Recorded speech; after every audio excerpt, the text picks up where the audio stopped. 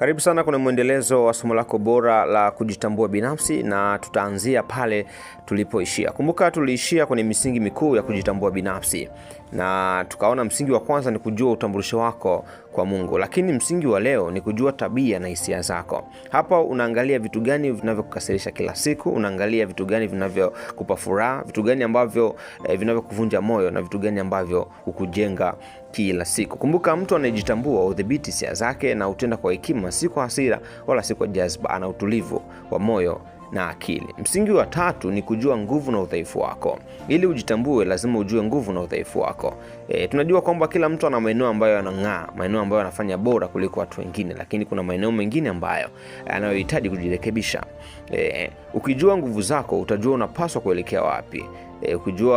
Ukijua udhaifu wako utajua unapaswa kubadilika lini, kwa nini na kwa namna gani. Na msingi wa 4 ni kujua thamani yako. Ili uweze kujitambua lazima ujue thamani ulionayo. Na thamani yako haitegemei mali, cheo, historia yako wala makosa uliyofanya hapo nyuma, hapana. Thamani yako hii ndani yako, ipo ndani yako, na Mungu tayari ashakupa thamani hiyo. Mtu asiyejua thamani yake hujilinganisha kila siku na watu wengine kwa ubaya, kwa vibaya, na kujiona yeye si kitu mbele ya wengine. Lakini anayejitambua anajua yeye ni nani bila kujilinganisha, na hata akijilinganisha basi anahakikisha anakuwa bora siku zote za maisha yake. Na jambo la mwisho ni kujua kusudi lako maishani. Msingi wa mwisho ni kujua kusudi lako. Huwezi kusema unajitambua na hujui kusudi lako. Kusudi ni sababu ya wewe kuwepo duniani, sababu ya wewe kuumbwa, ni sababu ya wewe kuishi.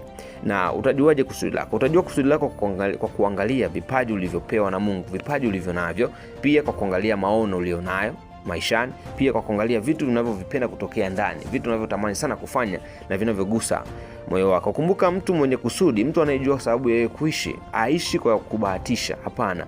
Mtu ambaye anajua kusudi lake huishi kwa mwelekeo thabiti, na anajua nini cha kufanya na nini si cha kufanya.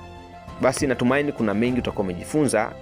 Wakati mwingine tutaendelea na kipengele cha mwisho kabisa cha somo letu, ambalo tutajifunza jinsi ya kujenga kujitambua kila siku na hitimisho la somo hili. Basi asante sana, natumaini kuna mengi umejifunza. Mimi naitwa John Mabanzo, tukutane wakati mwingine kwenye hitimisho la somo hili. See you then.